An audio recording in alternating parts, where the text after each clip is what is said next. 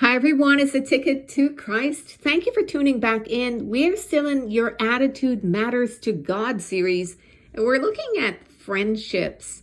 We are in Philippians chapter 1, and we're looking at a prayer that the Apostle Paul wrote from verse 9. He says, "And this I pray, that your love may abound yet more and more in knowledge and in all judgment, that ye may approve things that are excellent, and that ye may be sincere and without offense till the day of Christ, being filled with the fruits of righteousness, which are by Jesus Christ, unto the glory and praise of God."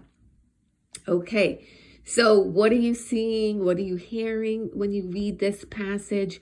What is tugging at your heart in terms of friendships? And by friendships, I just mean, your regular friend. It's not a relationship.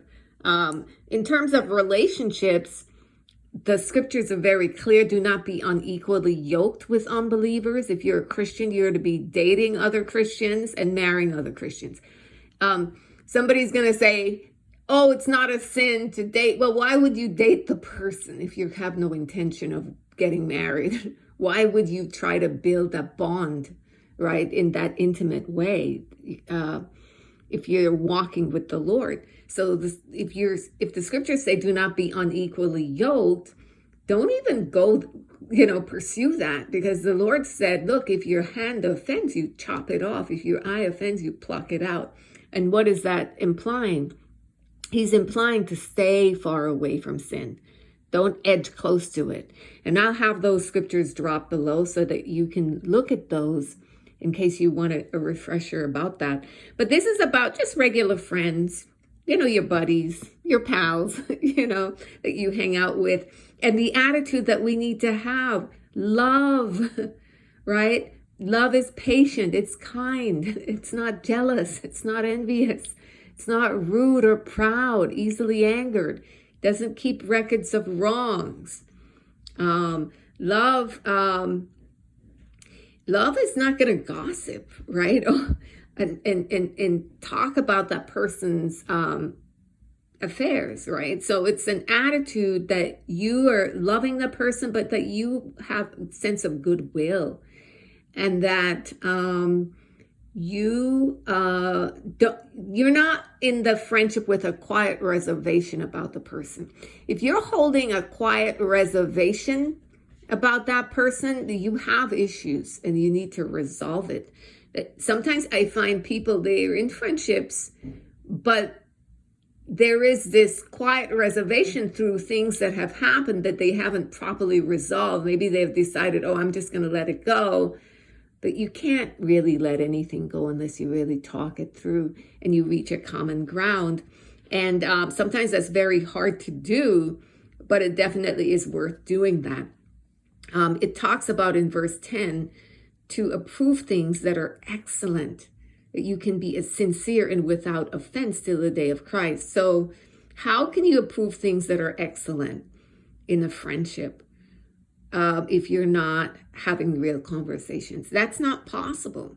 How can you be sincere if you're not having real conversation? That's not possible. So attitude in friendship is to be open to having real conversations and be open to being corrected or to being spoken to, or somebody should share their heart or to try to help. I find sometimes people get very prideful if you tell them anything, even as a friend.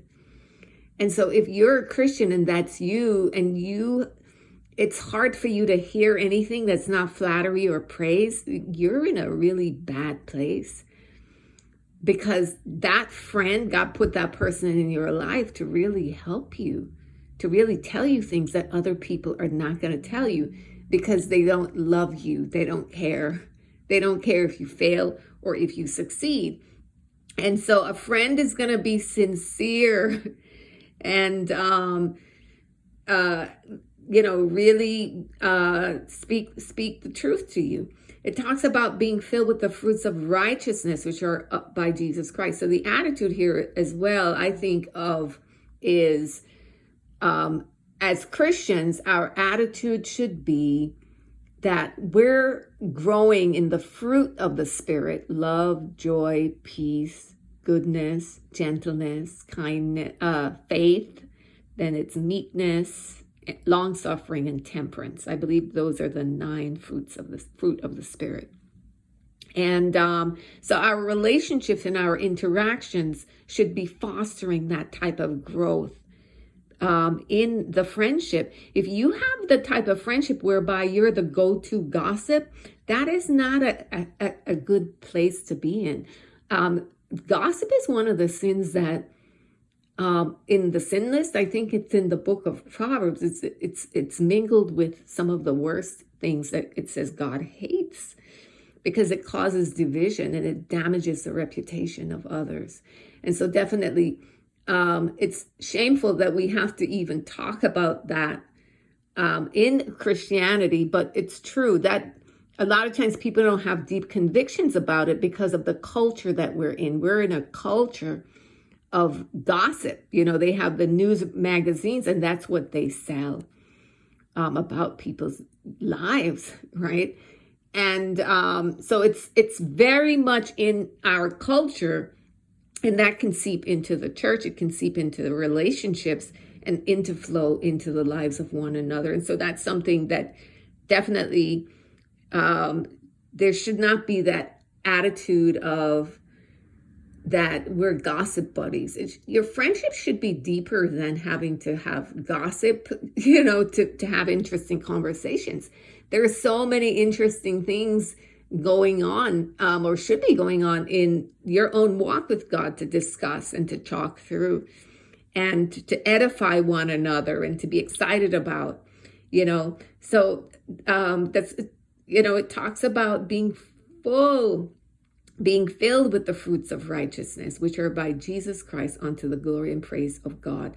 If you have a friend, and if you come with the attitude in your friendships with integrity and righteousness and love and just really walking by the Spirit of God and walking in faith, right? And what is faith? Faith is an action. Show me your faith by what you do. So faith is going to be obeying God. If you're not walking in obedience to God, you don't have faith in Him. That's what it means to obey Him. And so relationships based on a faith walk, whereby you're walking in obedience with God, you will have solid friendship. If the friend that you are, you know, the people that you have as your friends have your same values, if they're walking out their walk before the Lord with fear and trembling, the way that you are.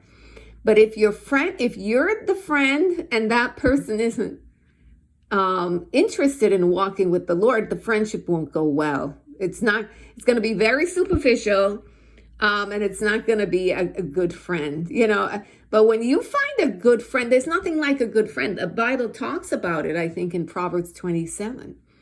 Just a friend that is nearby, a good friend that's nearby is even better than a brother who's far away, right? And not to just discard our friends casually, not to just take them for granted.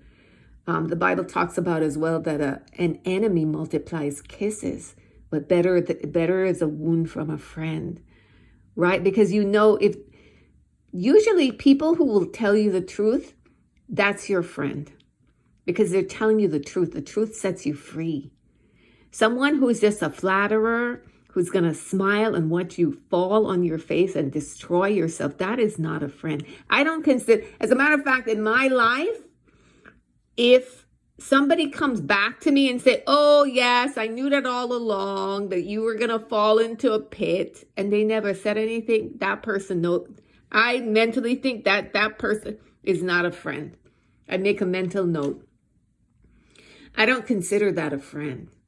I consider a friend somebody who tells me the truth, who is authentic, who can hear the truth and who can tell me the truth. Why? Because I'm about trying to make it to heaven, right? I'm about Jesus and about God.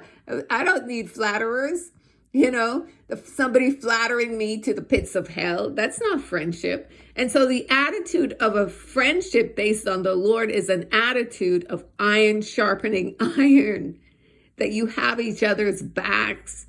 And if you can't be that type of friend, then you have a problem with pride and probably should study out and pray and fast over Philippians chapter 2, because the Bible talks about drawing close to the throne of grace. But note this, it says God gives grace to the humble. So the throne of grace is for the humble. You can't draw close to the throne of grace in pride.